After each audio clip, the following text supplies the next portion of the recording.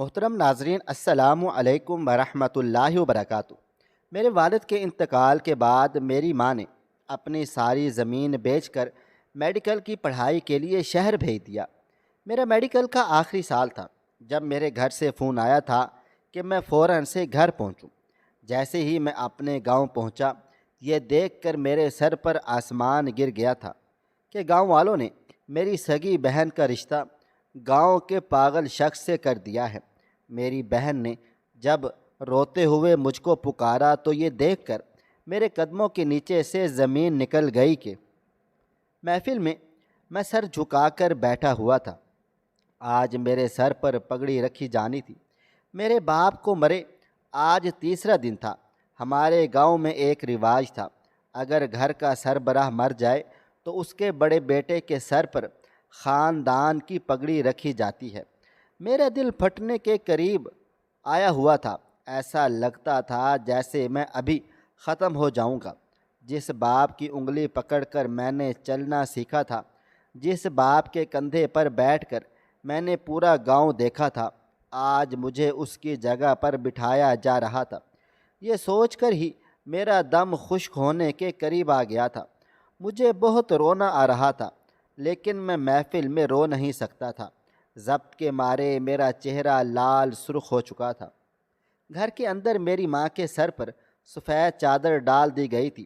وہ میرے باپ کی بیوہ تھی، ان کو عدت میں بٹھا دیا گیا تھا، لیکن میں جانتا تھا کہ گاؤں والے ان کے ساتھ کیا کیا سلوک کرنے والے ہیں۔ مگر میں دل ہی دل میں طے بھی کر چکا تھا کہ اپنے ساتھ تو سب کچھ برداشت کر لوں گا، لیکن اماں اور چھوٹی پر غلط نگاہ ڈالنے نہیں دوں گا۔ میرے بابا اکثر اکیلے میں مجھے یہی کہتے تھے، میرے بعد تمہیں ہی گھر کا نظام سنبھالنا ہے، خود کو ہمیشہ مضبوط رکھنا، میرے جانے کے بعد کبھی بھی مایوس مت ہونا۔ رب العالمین ہی زندگی دینے والا ہے اور وہی چھین لینے والا ہے، اس میں کسی کو بھی الزام مت دینا۔ چند لمحے کے بعد ہی تمام انتظامات پورے ہو گئے تھے اور مجھے سرپنچ صاحب بیچ میں بلا رہے تھے۔ میرا دل کیا کہ میں ابھی کے ابھی اٹھ کر یہاں سے بھاگ جاؤں، کہیں دور چلا جاؤں جہاں پر کوئی نہ ہو، مگر میں بے بس تھا۔ گاؤں میں رہنے کے لیے مجھے یہاں کا نظام قبول کرنا ہی تھا۔ میں نے گہری سانس ہوا کے سپرد کی تھی، اللہ کا نام لیا تھا اور خاموشی سے جا کر بیچ گدی پر بیٹھ گیا تھا۔ گاؤں کے دو بزرگ کھڑے ہو چکے تھے جنہوں نے میرے سر پر پگڑی رکھنی تھی۔ میری آنکھیں دھندلانا شروع ہو گئی تھی۔ آنکھوں کے سامنے بچپن، لڑکپن اور جوانی کے تمام قصے گھوم پھر رہے تھے۔ مجھے میرا باپ شدت سے یاد آ رہا تھا۔ میں نے کبھی نہیں سوچا تھا کہ ایسا وقت بھی مجھ پر آ سکتا ہے۔ اکثر اوقات گاؤں میں جب بھی کسی کے بابا کا انتقال ہوتا تھا تو اس کے بڑے بیٹے کے سر پر اسی طرح سے پگڑی رکھی جاتی تھی، اور میں ہمیشہ سے یہ منظر دیکھ کر فوراً سے آگے پیچھے ہو جاتا تھا، کیونکہ مجھ میں ایسا منظر دیکھنے کی ہمت تک نہ تھی۔ مگر آج میں اس دوراہے پر کھڑا ہوا تھا کہ وہی منظر میرے ساتھ ہو رہا تھا۔ میں نے آنکھیں بند کر لی تھیں، سر پر پگڑی باندھنا شروع کی جا چکی تھی۔ میرا پورا وجود لرز رہا تھا، ایسا لگتا تھا کہ جیسے ابھی جان نکل جائے گی۔ میں نے ضبط سے آنکھیں بھینچ لی تھی، ابھی وہ اگلا پلہ باندھتے اس سے پہلے ہی میں تڑپ کر چیخا تھا، مت کرو میرے ساتھ ایسا، دور ہو جاؤں آپ سب مجھ سے۔ میرا لہجہ کانپ رہا تھا۔ میں فوراً ہی اس گدی سے اٹھ گیا تھا۔ سرپنچ صاحب نے میرا بازو پکڑ لیا تھا اور مجھے دیکھتے ہوئے بولے تھے، مرد بنو، حوصلہ کرو، اس طرح حوصلہ مت توڑو، سب بیٹھے ہیں یہاں۔ لیکن میں ان سب کو دیکھتے ہوئے نڈھال لہجے میں بولا تھا، کیسے حوصلہ کروں کہ میرے باپ کی جگہ ہے، میں نہیں لے سکتا، مجھے معاف کر دیں سرپنچ صاحب، میں جانا چاہتا ہوں۔ مگر وہ سننا ہی نہیں چاہتے تھے۔ انہوں نے صاف کہہ دیا تھا، ایسا نہیں ہوتا، تمہیں اس گاؤں میں رہنا ہے، یہاں کے اصول تمہیں قبول کرنے ہی پڑیں گے۔ کافی دیر اسی کشمکش میں گزر گئی تھی۔ میں کسی کے ہاتھ بھی نہیں آ رہا تھا، مگر مجبور تھا، رسم نبھانے کے لیے مجھے یہ سب قبول کرنا ہی تھا۔ میں نے سر جھکا لیا تھا۔ فوراً ہی میرے سر پر پگڑی باندھنا شروع ہو گئی تھی۔ مجھے دو بندوں نے تھام رکھا تھا اور تو میں بھی یہ خبر پہنچ گئی تھی کہ میں جانتا تھا کہ امی اور چھوٹی بہت پریشان ہو رہی ہوں گی، مگر میں کیا کرتا، مجھ سے یہ سب بالکل بھی قبول نہیں ہو رہا تھا۔ ایسے کیسے میں اپنی باپ کی جگہ لے سکتا تھا؟ چند لمحے کے بعد پگڑی باندھ دی گئی تھی۔ سب لوگ مجھے دلاسا دے رہے تھے، کوئی گلے سے لگا رہا تھا، کوئی کندھے پر ہاتھ رکھ رہا تھا، جبکہ میں بالکل بے جان وجود کے ساتھ اس گدی پر بیٹھا سب کو بس خاموش نگاہوں سے دیکھ رہا تھا کہ کون کیا کر رہا ہے اور کون کیا بول رہا ہے۔ تقریباً 1-2 گھنٹے ہم وہیں بیٹھے رہے تھے۔ اس کے بعد آہستہ آہستہ ہمارا برآمدہ خالی ہونا شروع ہو گیا تھا۔ کچھ دیر کے بعد مجھے میری ماں کا خیال آیا تھا۔ یقیناً انہوں نے رو رو کے اپنا حال بگاڑ لیا ہوگا۔ یہ سوچ کر میں گھر کے اندر بڑھا تھا تاکہ کچھ دیر ان کے ساتھ بیٹھ سکوں، مگر جیسے ہی میں گھر کے اندر داخل ہوا، سامنے کا منظر دیکھ میری جان نکلنے کے در پر آ گئی تھی۔ میری ماں کی طبیعت بہت زیادہ خراب ہو رہی تھی اور عورتیں ہی ان کو سنبھالنے میں ہلکان ہو رہی تھیں، جبکہ میری چھوٹی بہن تو پاگل سی ہو گئی تھی۔ مجھے دیکھتے ہی وہ میرے پاس چلی آئی تھی اور مجھے جھنجھوڑتے ہوئے بولی تھی، بھائی جان دیکھیں امی جان کو کیا ہو گیا ہے، انہیں سانس نہیں آ رہا، اور یہ آنٹی کہہ رہی ہیں کہ ابھی کسی غیر مرد کو گھر کے اندر نہیں لا سکتے، بھائی جان کچھ کریں۔ جبکہ میں دھاڑ کر بولا تھا کہ کون کہہ رہا ہے کہ غیر مرد نہیں آئے گا، کیا میری ماں کو مارنا ہے؟ یہ کہتے ہی میں فوراً سے بھاگا تھا اور پاس موجود کلینک سے ڈاکٹر صاحب کو لے کر آ گیا تھا، لیکن دروازے پر ہی انہیں روک دیا گیا تھا۔ سرپنچ صاحب وہاں کھڑے ہوئے تھے۔ وہ مجھے دیکھتے ہوئے بولے تھے، ہوش سے کام لو، وہ تمہارے باپ کی بیوہ ہے، عدت میں ہے، ابھی کسی غیر مرد کے سامنے نہیں آ سکتی کیا؟ تمہیں یہ بات معلوم نہیں؟ میں ان کے سامنے کھڑا ہو گیا تھا اور ان کی آنکھوں میں آنکھیں ڈال کر دھاڑ کر بولا تھا، بس بہت ہو گیا، میرے باپ کی بیوہ ضرور ہیں لیکن انسان بھی ہیں۔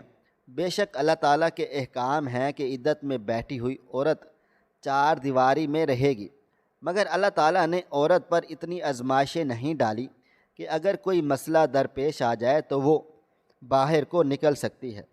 اگر مجھ پر یقین نہیں تو کسی علماء کرام سے ہی فتویٰ لے لیں۔ چلیں ڈاکٹر صاحب، آپ یہ کہتے ہی میں انہیں اندر لے کی طرف بڑھ گیا تھا۔ امی جان کی حالت مزید خراب ہو چکی تھی۔ تمام عورتیں ایک طرف کو ہو گئی تھیں، جبکہ میں اور چھوٹی ہی امی جان کے پاس بیٹھے ہوئے تھے۔ ڈاکٹر صاحب نے ان کا مکمل چیک اپ کیا تھا اور اس کے بعد مجھے ہدایت کی تھی کہ ان کا ضرورت سے زیادہ خیال رکھا جائے، یہ بہت زیادہ کمزور ہوتی چلی جا رہی ہیں۔ ڈپریشن کے باعث ان کے دماغی نس بھی پھٹ سکتی ہے۔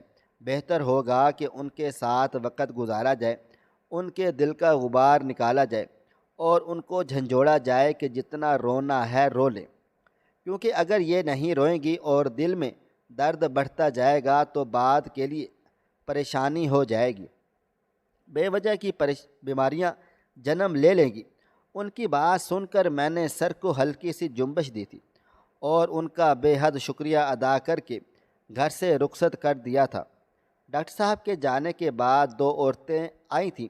میں امی جان کے پاس ہی بیٹھا ہوا تھا۔ وہ مجھے دیکھتے ہوئے بولی تھیں کہ آپ کو پنچایت میں بلایا جا رہا ہے، پنچایت سے 2 ملازم آپ کو لینے کے لیے آئے ہوئے ہیں۔ میں نے حیران و پریشان ہو کر اس عورت کو دیکھا تھا۔ بھلا اس وقت پنچایت میں میرا کیا کام اور اتنی جلدی پنچایت لگی کیوں ہے؟ آج تو کسی بھی قسم کی پنچایت نہیں۔ یہ سوچ آتے ہی میں تھوڑا سا پریشان ہوا تھا۔ میں کھڑا ہوتا اس سے پہلے ہی میری چھوٹی بہن میرا ہاتھ تھامتے ہوئے بولی تھی، یقیناً بھائی جان، آپ کو اس لیے بلایا جا رہا ہے کیونکہ آپ نے ڈاکٹر صاحب کو گھر میں بلا لیا تھا۔ اب پتہ نہیں آپ کے ساتھ کیا ہوگا، مگر آپ معافی مانگ کر معاملہ ختم کر لینا۔ میں خاموش ہو گیا تھا۔ اندازہ تو مجھے بھی تھا لیکن افسوس بھی تھا کہ ان لوگوں کو معلوم تھا کہ ہم کتنی تکلیف سے گزر رہے تھے، میری ماں کتنی تکلیف میں تھی۔ اگر ڈاکٹر گھر کے اندر نہیں آتا تو کتنی بڑی پریشانی بھی ہو سکتی تھی۔ یہ سوچ آتے ہی مجھے بے حد افسوس ہوا تھا اور میں پنچایت کی طرف بڑھ گیا تھا۔ دل و دماغ بالکل بھی کام نہیں کر رہا تھا اور ایک عجیب سی بے چینی پورے وجود میں سرایت کر رہی تھی۔ ایک مختصر مسافت کے بعد میں پنچایت کے میدان میں جا پہنچا تو وہاں ڈھیروں ڈھیر چارپائیاں لگی ہوئی تھیں۔ لوگ وہاں بیٹھے ہوئے تھے اور سرپنچ صاحب کا چہرہ غصے سے لال سرخ ہو رہا تھا۔ میں جیسے ہی وہاں پہنچا تو میرے سر پر دو دو بندوقیں رکھ دی گئی تھیں۔ میں تھوڑا سا گھبرا گیا تھا لیکن اپنی جگہ پر خاموشی سے کھڑا رہا تھا۔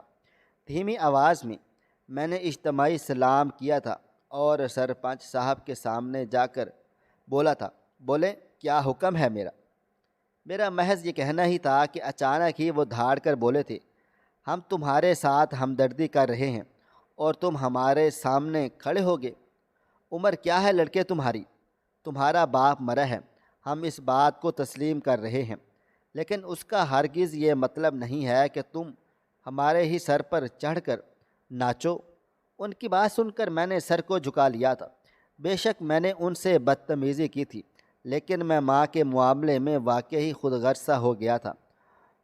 وہ مزید کچھ کہتے اس سے پہلے ہی میں بولا تھا، بے شک آپ کی بات بالکل درست ہے اور میں اپنے رویے پر معافی بھی مانگتا ہوں، لیکن میری ماں مر رہی تھی اور میں ابھی ابھی اپنے باپ کو کھو کر بیٹھا ہوا ہوں۔ مجھ میں ہمت نہیں ہے کہ اپنے گھر والوں کو اب کسی مصیبت میں دیکھوں۔ ڈاکٹر صاحب ایک مسئلہ ہے، اگر وہ گھر میں آ بھی جائیں تو کوئی بھی مسئلے مسائل والی بات نہیں ہے، آپ کو یہ بات سمجھنی ہوگی۔ اگر میری بات پر یقین نہیں تو آپ کسی بھی مولوی صاحب سے فتویٰ لے سکتے ہیں، اور رہی آپ سے بدتمیزی کی بات، اس پر میں تہہ دل سے شرمندہ ہوں۔ بس میں اس وقت تھوڑا سا جذباتی ہو گیا تھا۔ میں سر جھکا کر نم لہجے میں بولا تھا، میری آواز بھرا رہی تھی، باپ کے بغیر آج اکیلے پنچایت میں کھڑا ہونا بھی مجھے بہت زیادہ بھاری لگ رہا تھا۔ میرا بھرایا ہوا لہجہ، جھکا ہوا سر، وہاں موجود ہر مرد کا دل پگھلا چکا تھا۔ سرپنچ صاحب نے اپنی جگہ سے کھڑے ہوئے تھے اور میرے کندھے پر ہاتھ رکھتے ہوئے بولے تھے، دیکھو بہت سے مسئلے مسائل اب تمہارے سامنے آئیں گے، جہاں تمہیں سوچ سمجھ کر فیصلہ لینا ہوگا۔ وہاں پر اگر تم اسی طرح جذباتی پن کا مظاہرہ کر کے گرتے رہو گے تو کبھی بھی تم زندگی میں آگے نہیں بڑھ پاؤ گے۔ میں بھی تمہارے باپ کے جیسا ہوں، مجھے بھی اپنا ہی سمجھو، لیکن اس طرح غصہ کرنا مسئلے کا حل نہیں ہے۔ بہتر ہوگا کہ اپنا انداز تبدیل کرو۔ جبکہ میں کچھ بھی نہیں بولا تھا، میں خاموش ہی رہا تھا۔ غیر کتنا بھی اپنا اپنا کر لے، وہ غیر ہی رہتے ہیں۔ آج کل کے زمانے میں تو اپنے بھی غیر ہی بن چکے ہیں۔ بھلا میں پنچایت میں موجود ان لوگوں کو کیا بولتا؟ وقت دھیرے دھیرے گزرتا چلا جا رہا تھا۔ میری ماں کے لیے وہ واقعے بہت مشکل مراحل کھڑے کر دیے گئے تھے۔ یہ نہ کرو، وہ نہ پہنو، یہاں نہ جاؤ، ایسی باتیں میرا خون کھول دیتی تھیں، مگر میں خاموش رہا تھا۔ عدت کے 4 ماہ 10 دن امی جان نے بہت مشکل سے گزار دیے تھے۔ میں ہر وقت ان کے پاس موجود رہتا تھا۔ جب وہ میرے سینے سے لگ کر آنسو بہاتی تھی، میرا کلیجہ منہ کو آ جاتا تھا۔ ابا نے ہمیشہ اماں کو سر آنکھوں پر بٹھایا تھا، کہنے لگے کہ ہم کو گاؤں کے لوگ تھے، لیکن میری ماں کے اتنے لاڈ اٹھائے جاتے تھے کہ آس پڑوس کی عورتیں ان کی قسمت پر رش کرتی تھیں۔ اماں کا نصیب بھی کافی اچھا تھا، ابا کی زندگی میں آتے ہی ان کی زندگی بہار ہو گئی تھی۔ ابا جان نے دیگر زمین خرید لی تھی، کاروبار بھی وسیع ہو گیا تھا، لیکن اب سب کچھ ریزہ ریزہ بکھرتا چلا جا رہا تھا، کیونکہ مجھے کاروبار کی اتنی سمجھ نہیں تھی، کیونکہ میں اور چھوٹی پڑھائی میں ہی مشغول رہتے تھے۔ گاؤں میں رہنے کے باوجود میں نے اعلیٰ تعلیم حاصل کی تھی۔ میں میڈیکل پڑھنا چاہتا تھا، کالج میں میرا ایڈمیشن ہو چکا تھا، مگر ابا جان کے انتقال کے بعد میں کالج میں ہی بہت کم گیا تھا، بمشکل 3 سے 4 بار۔ مگر میں نے سوچ لیا تھا کہ اماں کی عدت مکمل ہونے کے بعد میں لازمی کالج جاؤں گا، کیونکہ میرے باپ کا خواب تھا مجھے ڈاکٹر بنتے دیکھنا۔ اور انتقال کے تیسرے دن جو واقعہ ہمارے گھر میں پیش آیا تھا، اس نے بھی مجھے کافی حد تک جھنجھوڑ دیا تھا۔ یہاں پر رہنے والوں کی یہ نیشنلٹی بہت ہی زیادہ کمزور تھی۔ اگر مجھ جیسا پڑھا لکھا انسان یہاں ڈاکٹر بھی بن کر آ جاتا تو کافی حد تک مسئلے مسائل حل ہو سکتے تھے۔ وقت دھیرے دھیرے گزرتا چلا جا رہا تھا۔ اماں کی عدت مکمل ہو گئی تھی۔ مغرب کے بعد انہیں عدت سے اٹھا دیا گیا تھا۔ وہ خوب سارا روئی تھی، اتنا کہ پورا گھر لرز اٹھا تھا۔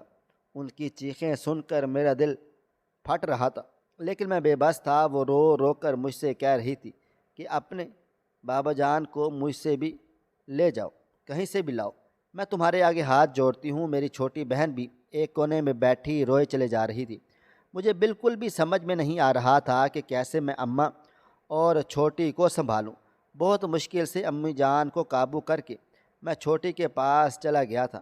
میں نے اس کے سر پر ہاتھ رکھا تھا تو وہ بلک بلک کر رونے لگی۔ میرا دل پھٹ رہا تھا، مگر میں کرتا بھی تو کیا کرتا۔ میں مجبور تھا، چاروں طرف سے گھیرا ہوا تھا۔ اللہ تعالیٰ کی مرضی کے آگے ہم انسان بالکل بے بس ہو جاتے ہیں۔ میرا حال بھی کچھ ایسا ہی ہو رہا تھا۔ کافی دیر رونے کے بعد وہ بھی تھوڑا سنبھل سی گئی تھی۔ ان دونوں کو سمجھا کر میں نے کھانا کھلایا تھا اور پھر خود مسجد کی طرف روانہ ہو گیا تھا۔ عشاء کی نماز پڑھ کر سجدے میں سر رکھ کر میرے آنسو نہیں رک رہے تھے۔ آج اماں عدت سے اٹھی تھی، لیکن ایسا لگ رہا تھا کہ ہمارے گھر سے واقعی آج میرے باپ کا سایہ اٹھ گیا ہے۔ کافی دیر رونے کے بعد میں نے بارگاہ الہی میں ہاتھ بلند کر دیے تھے اور رب العالمین کو مخاطب کرتے ہوئے میں درد بھرے لہجے میں بولا تھا، اے میرے مالک، اے میرے پاک پروردگار، اے میرے اللہ، تو سب کچھ جانتا ہے، تیرے ہاتھ میں سب کچھ ہے۔ ہم تینوں کی اپنی حفاظت میں رکھ اور مجھ میں اتنی سمجھداری اور شعور پیدا کر دے کہ میں اپنے بکھرے ہوئے گھر کو سنبھال لوں۔ بے شک میں اپنے باپ کی جگہ نہیں لے سکتا اور نہ ہی کبھی لینا چاہوں گا، مگر مجھ میں اتنی سمجھ تو دینا کہ میں اپنی ماں کو دوبارہ دنیا کی طرف لے آؤں، ان کو اس طرح سے بکھرا ہوا نہ دیکھوں۔ کافی دیر تک نماز میں رونے کے بعد میں گھر کی طرف روانہ ہو گیا تھا، مگر میں جب گھر پہنچا تو سامنے کا منظر دیکھ کر میں دنگ رہ گیا تھا۔ امی جان خاموش تھی، برآمدے میں بیٹھی آسمان کو گھور رہی تھی۔ میں ان کے پاس جا کر بیٹھ گیا تو وہ میرے سر پر ہاتھ پھیرتے ہوئے بولی مدھم لہجے میں، سرفراز، بہت سوچنے کے بعد میں نے یہ فیصلہ کر لیا ہے۔ تم جانتے ہو 4 ماہ 10 دن میرے لیے کتنے مشکل دن تھے، اس لیے میں نے فیصلہ کر لیا ہے کہ تم شہر میں ہی شفٹ ہو جاؤ۔ یہاں گاؤں میں رہتے ہوئے تم کبھی بھی ترقی حاصل نہیں کر سکتے۔ یہاں پر حسد جلن بہت زیادہ ہے۔ اگر تم ذرا سا بھی کامیاب ہو جاؤ ہوئے یا اپنے باپ کے کاروبار میں سے ذرا سی بھی ترقی حاصل کی تو اگلا شخص تمہارا پاؤں کھینچنے کے لیے تیار کھڑا رہے گا۔ بہتر ہے کہ تم اپنی پڑھائی پر ہی توجہ دو۔ امی جان کی باتیں سن کر میں نے سکون کا سانس لیا تھا، کیونکہ میرا ارادہ تھا بھی کچھ ایسا ہی، مگر مجھے اپنے گھر کی ٹینشن ہو رہی تھی۔ وہ مزید بولی تھی کہ تم جاؤ اپنی پڑھائی مکمل کرو، میں چھوٹی کے ساتھ یہاں پر رہوں گی، اس کی تعلیم مکمل کرواؤں گی۔ ہم باقی زمین بیچ دیتے ہیں، صرف ایک زمین رکھ لیتے ہیں جہاں سے ہمیں کرایہ حاصل ہو جائے گا، اور جتنی بھی زمین کا پیسہ آئے گا میں تمہاری پڑھائی میں لگانا چاہتی ہوں تاکہ تم ڈاکٹر بن جاؤ تو مجھ سمیت پورا گاؤں تم سے فائدہ حاصل کر سکے۔ میں جانتی ہوں اگر ایک بار تم نے ڈاکٹری کی پڑھائی مکمل کر لی تو ہمارے دن بدل جائیں گے۔ ہم واپس اپنے قدموں پر کھڑے ہو گئے تھے۔ تمہارا باپ تو اتنا تو چھوڑ کر گیا ہے کہ ہم لوگ سکون سے گزارا کر سکیں۔ امی جان کی باتیں سن کر میں چند لمحے کے لیے خاموش رہا تھا۔ میں نے بالکل بھی اس طرف دھیان نہیں دیا تھا۔ میں نے ایک لمحے کے لیے بھی سوچا کہ میں امی جان کو منع کر دیتا ہوں کہ بابا جان کی زمین نہ بیچے، مگر فی الحال میں بھی مجبور تھا۔ ہاتھ میں اتنا پیسہ بھی نہیں تھا کہ اپنے بل بوتے پر پڑھائی وغیرہ مکمل کر لیتا، مگر فی الحال میں نے انہیں روک دیا تھا۔ وہاں پڑھائی والی بات میں نے ان کی مان لی تھی، مگر آج ان کا جو انداز تھا وہ مجھے بے چین بے سکون کر رہا تھا۔ وقت دھیرے دھیرے گزرتا چلا جا رہا تھا۔ ایک ہفتے کے بعد میں اپنی ماں بہن کو الوداع بول کر ہاسٹل رہنے کے لیے آ گیا تھا۔ میرا یہ فیصلہ غلط تھا، میں خوب جانتا تھا کہ مجھے اپنے گھر میں ہی رہنا تھا۔ ابھی وقت اتنا نہیں ہوا تھا، مگر تعلیم کی وجہ سے میں مجبور ہو گیا تھا۔ رات میں جب میں اپنے کمرے میں آ کر لیٹتا تو میری آنکھوں سے آنسو نہیں رکتے تھے۔ ابا جان کی زندگی میں بھی میں نے ہاسٹل پر وقت گزارا تھا، لیکن ہر رات وہ مجھ سے فون پر بات کر کے میرا دل ہلکا کرتے رہتے تھے، مجھے اپنے ہونے کا احساس دلاتے تھے، مجھے پورا یقین دلاتے تھے کہ پیچھے کوئی ہے جو میری فکر و فاقہ کرتا ہے، مجھ سے بے پناہ محبت کرتا ہے۔ مگر اب کے بار ایسا بھی نہیں ہوا تھا۔ اماں کافی دن کے بعد فون کرتی تھی۔ اس کی وجہ یہ تھی کہ اماں کے پاس کوئی موبائل فون نہیں تھا۔ وہ پڑوس میں رہنے والی خالہ کے موبائل سے مجھ سے کبھی کبھی بات چیت کر لیا کرتی تھی۔ میں نے کئی بار ان کو موبائل فون دینا بھی چاہا تھا، لیکن گاؤں والے اس بات پر اعتراض کر رہے تھے، کیونکہ اماں کو بیوہ ہوئے کچھ ہی دن ہوئے تھے۔ لوگ شک کرنا شروع کر چکے تھے۔ یہ باتیں بھی مجھے اچھی طرح معلوم ہو رہی تھیں، مگر میں بے حد بے بس تھا۔ وقت اور تیزی سے گزرتا چلا جا رہا تھا۔ دن ہفتے مہینے اور مہینے سال میں تبدیل ہو گئے تھے۔ مجھے میڈیکل پڑھتے ہوئے کافی ٹائم ہو گیا تھا۔ میرا آخری سال تھا، اس کے بعد مجھے میری ڈاکٹر کی ڈگری مل جانی تھی۔ اس دوران میں گھر بھی گیا تھا، اماں جان سے ملاقات کر کے آیا تھا۔ انہوں نے اپنے کہنے کے مطابق ساری زمین فروخت کر دی تھی۔ پیسہ میری پڑھائی میں ہی لگتا جا رہا تھا۔ آخر کو فیسیں اتنی زیادہ ہوتی تھیں کہ بعض اوقات تو میں خود پریشان ہو جاتا تھا کہ کیا کروں۔ آج معمول کا ہی دن تھا۔ صبح سے مجھے کافی بے چینی ہو رہی تھی۔ یہ بات میں نے اپنے روم میٹ سے بھی کہی تھی، اور وہ مجھے ٹال گیا تھا کہ تمہیں بے وجہ کا وہم ہو رہا ہے۔ کل سے مجھے اپنی فیملی کی بہت زیادہ یاد آ رہی تھی، اور اب تو اتنی بے چینی ہونے لگی تھی کہ میرا بس نہیں چل رہا تھا کہ میں اڑ کر گاؤں پہنچ جاؤں، لیکن میرے امتحانات ہونے والے تھے اور چھٹی کالج سے ملنے کے کوئی امکانات بھی نہیں تھے۔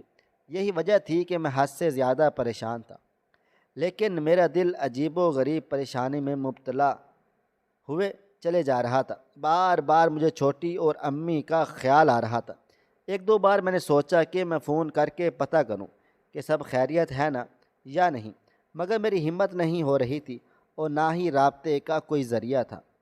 کلاس لینے کے بعد میرا ارادہ کچھ کھانے کا تھا، لیکن جیسے ہی میں کنٹین میں داخل ہوا میرا موبائل فون رنگ ہوا تھا۔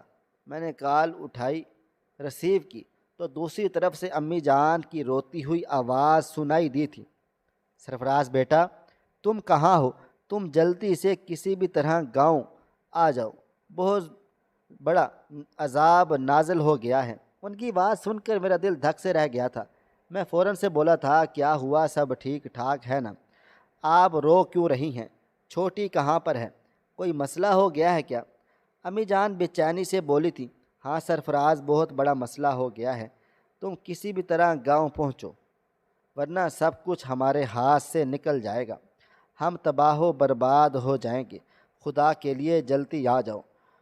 ان کی بے چینی نے مجھے بھی پریشان کر ڈالا تھا۔ میں کچھ بھی کہتا اس سے پہلے ہی کال بند ہو گئی تھی۔ میں نے دوبارہ بھی فون کرنے کی کوشش کی تھی، مگر اگلی طرف سے فون نہیں اٹھایا چلا جا رہا تھا۔ میں بنا سوچے سمجھے ہاسٹل بھاگا تھا۔ میں نے صرف آج ایک ہی کلاس لی تھی اور دوسری کلاس لینے کی مجھے مہلت ہی نہیں مل پائی تھی۔ میں نے جلدی سے اپنا تھوڑا بہت سامان پیک کیا تھا، پیسے لیے تھے، اور فوراً گاؤں جانے والی بس کی طرف روانہ ہو گیا تھا۔ نہ میں نے کالج میں کسی کو اطلاع دی تھی اور نہ ہی اپنے روم میٹ کو بتایا تھا۔ امی جان کی روتی ہوئی آواز نے میرا دل دہلا دیا تھا۔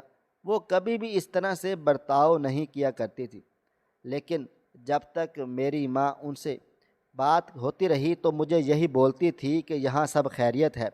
اکثر اوقات مجھے گاؤں کے ہی کسی فرد سے پتہ چل جاتا تھا کہ تمہاری زمین کا کرایہ دینے میں دیری ہو رہی ہے، تمہاری اماں کافی پریشان ہیں۔ مگر اماں جان ایسی باتیں مجھے اس لیے نہیں بتاتی تھی کیونکہ میں گاؤں سے کافی زیادہ دور تھا۔ وہ مجھے بالکل بھی پریشان نہیں کرنا چاہتی تھی، لیکن اب جس طرح انہوں نے مجھے فون کیا تھا، یقیناً کوئی بہت بڑی بات ہو چکی تھی۔ تقریباً 6 گھنٹے کی مسافت کے بعد میں گاؤں کی حدود میں داخل ہوا تھا۔ آدھا گھنٹہ مزید گاڑی چلی تھی اور پھر میں اڈے پر آ کر رک گئی تھی۔ میں فوراً ہی کرایہ وغیرہ ادا کر کے دیوانہ وار اپنے گھر کی طرف بھاگا تھا۔ ایسا لگتا تھا جیسے میرے سینے سے کوئی دل نکال رہا ہو۔ نہ جانے کیوں اتنی بے چینی سی ہو رہی تھی کہ میں لفظوں میں بیان ہی نہیں کر سکتا تھا۔ 10 منٹ کا راستہ میں نے 5 منٹ میں طے کر لیا تھا، مگر جیسے ہی میں گھر کے سامنے سے پہنچا تو میری سانسیں تھم گئی تھیں۔ میری ماں زمین پر بیٹھی زاروں قطار روئے چلے جا رہی تھی۔ میری بہن عروسی لباس میں ملبوس برآمدے میں بیٹھی ہوئی تھی۔ اس کے ارد گرد کافی ساری عورتیں موجود تھیں۔ میں دھاڑ کر بولا تھا، یہ سب کیا ہو رہا ہے؟ میری آواز سنتے ہی میری ماں اور بہن جیسے ہوش میں چلے آئے تھے۔ امی جان مجھے دیکھتے ہی میرے پاس بھاگ کر چلی آئی تھی اور زاروں قطار رونے لگ گئی تھی۔ ان کا رونا میرا پورا وجود ہلا گیا تھا۔ میں جھنجھوڑ کر بولا تھا کہ یہ کیا ہو رہا ہے؟ چھوٹی کو بھی میں نے فوراً اپنے بازوں کے حصار میں لے لیا تھا۔ میری اماں مجھے دیکھتے ہوئے رو کر بولی تھی، سرفراز بیٹا، یہ لوگ تمہاری بہن کی شادی اشرف سے کر رہے ہیں۔ جب کہ میں پھٹی پھٹی نگاہوں سے اپنی ماں کو دیکھ رہا تھا۔ میری بہن کی عمر محض 16 سال تھی اور اشرف ہمارے گاؤں کا ایک پاگل لڑکا تھا جو گلیوں میں پھرتا رہتا اور چھوٹے بچوں کو تنگ کرنے پر پتھر مارتا تھا۔ میں چیخ چلا کر بولا تھا کہ کس لیے یہ لوگ ہمارے ساتھ ایسا ظلم و ستم کر رہے ہیں، اور آپ اب مجھے بتا ہی رہی ہیں کہ یہ کیا ہو رہا ہے۔ میں نے فوراً ہی اپنی بہن کے چہرے سے گھونگھٹ اٹھا دیا تھا، اور جیسے ہی میری نگاہ اس کے چہرے پر گئی تو میں چیخ کر 4 قدم پیچھے کو ہو گیا تھا۔ میں نے اپنا سر تھام لیا تھا۔ میری بہن کا چہرہ جھلسا ہوا تھا، میری سانس سے رک گئی تھی۔ یہ منظر دیکھ کر ایسا لگتا تھا جیسے کسی نے کوئی چیز دل چیر ڈالا ہو۔ میری ماں زمین پر بیٹھے ہوئے بولی تھی، دیکھو ان ظالموں نے یہ کیا کر دیا۔ تمہاری بہن کے ساتھ پہلے ہی ان لوگوں نے اس کا چہرہ جھلسایا اور اب کہتے ہیں کہ اس کی شادی اس پاگل سے کروائیں گے۔ سرفراز بیٹا، اپنی بہن کو بچا لو، ورنہ یہ لوگ اسے کہیں کا بھی نہیں چھوڑیں گے۔ عورتیں ہم تینوں کو ہی دیکھ رہی تھیں۔ اب دھیرے دھیرے گھر میں مرد بھی جمع ہونا شروع ہو گئے تھے۔ میں سرپنچ صاحب کو دیکھتے ہوئے بولا تھا، یہ کیا بےہودگی ہے مچائی ہوئی ہے؟ میری عمر موجودگی میں میری فیملی کے ساتھ یہ سب کچھ کیا ہوا ہے؟ مجھے کچھ بھی سمجھ نہیں آ رہا تھا کہ یہ ہو کیا رہا ہے۔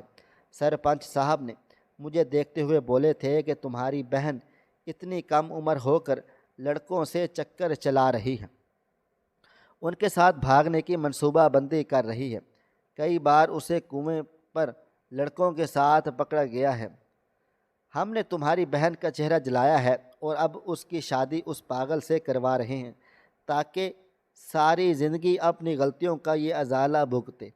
جبکہ میں دھاڑ کر بولا تھا کہ میں آپ کی رسم و رواج اور بھاڑ میں گیا، یہ گاؤں اور یہاں کے اصول، شرم آنی چاہیے۔ آپ ایک 16 سال کی بچی پر ایسا گھناؤنا الزام لگا رہے ہیں۔ اس کا چہرہ جھلسا رہے، میں آپ کے خلاف کوئی قانونی کارروائی کروں گا۔ میری بات سن کر اس کے چہرے پر ایک سایہ سا گزرا تھا، جبکہ میری ماں نے مجھے دیکھتے ہوئے بولی تھی، یہ پنچایت کا سرپنچ ہی خراب ہے، تمہاری بہن پر یہ گندی نظر رکھتا تھا۔ اپنا رشتہ میرے پاس لے کر آیا تھا کہ میں تمہاری بیٹی سے شادی کرنا چاہتا ہوں۔ جب سے میں نے منع کر دیا تو اس نے تمہاری بہن کو سکول سے واپسی پر پکڑ لیا تھا۔ اس کا چہرہ جھلسایا تھا اور اب اس کی شادی اس پاگل سے کروانا چاہتے تھے تاکہ اپنی مرضی کے مطابق میری بہن کے ساتھ تعلقات قائم کر سکیں۔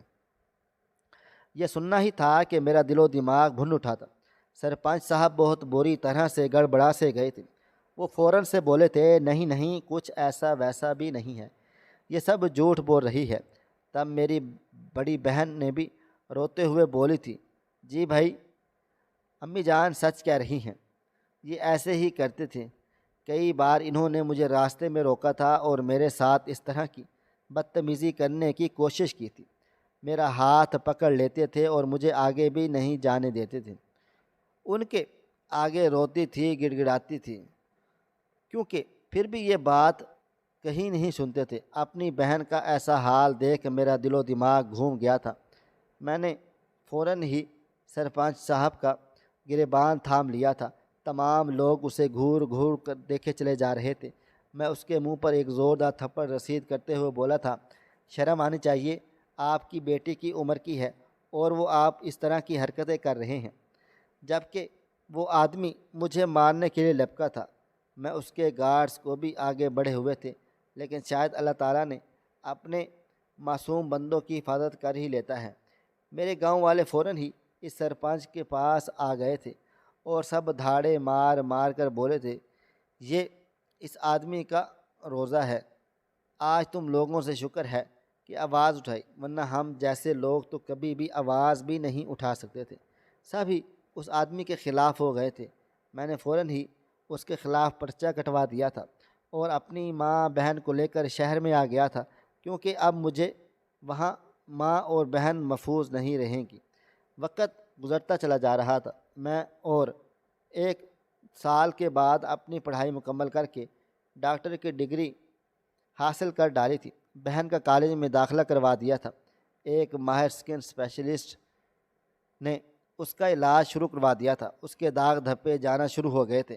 شکر الحمدللہ کہ ان لوگوں نے اس کے چہرے پر تیزاب نہیں پھینکا تھا، بس گرم پانی تھا، کیونکہ دھیرے دھیرے اب ٹھیک ہونے لگا۔ میں آج تک بھی اس وقت کو یاد کرتا ہوں تو میرا دل کانپ اٹھتا ہے۔ انسان اگر دکھ میں ہے تو اس کو اس کے حال پر چھوڑ دینا چاہیے۔ اگر آپ کچھ بھی نہیں کر سکتے تو کم از کم اس کو تکلیف بھی نہ دیں۔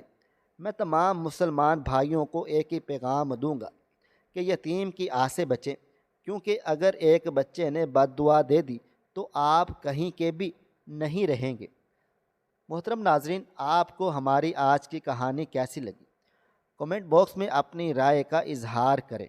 خواہش صرف اتنی ہے کہ کچھ الفاظ لکھوں جس سے کوئی گمراہی کے راستے پہ جاتے جاتے رک جائے، اور نہ بھی رکے تو سوچ میں ضرور پڑ جائے۔ پیارے دوستوں، امید کرتا ہوں کہ آپ کو یہ ہماری کہانی پسند آئی ہوگی۔ کہانی پسند آئی ہو تو ویڈیو کو لائک کریں، کومنٹس کریں، شیئر کرنا بالکل بھی نہ بھولیں۔ اور ہاں، اگر آپ لوگ اس چینل پر نئے ہیں تو اس چینل کو سبسکرائب ضرور کر لیجئے گا اور نوٹیفیکیشن کو ضرور دبا دیجئے گا تاکہ آنے والی کہانی سب سے پہلے آپ کو مل سکے۔ ملتے ہیں کل ایک نئی اور دلچسپ کہانی کے ساتھ۔ تب تک اپنا ڈھیر سارا خیال رکھیے گا۔ اللہ حافظ۔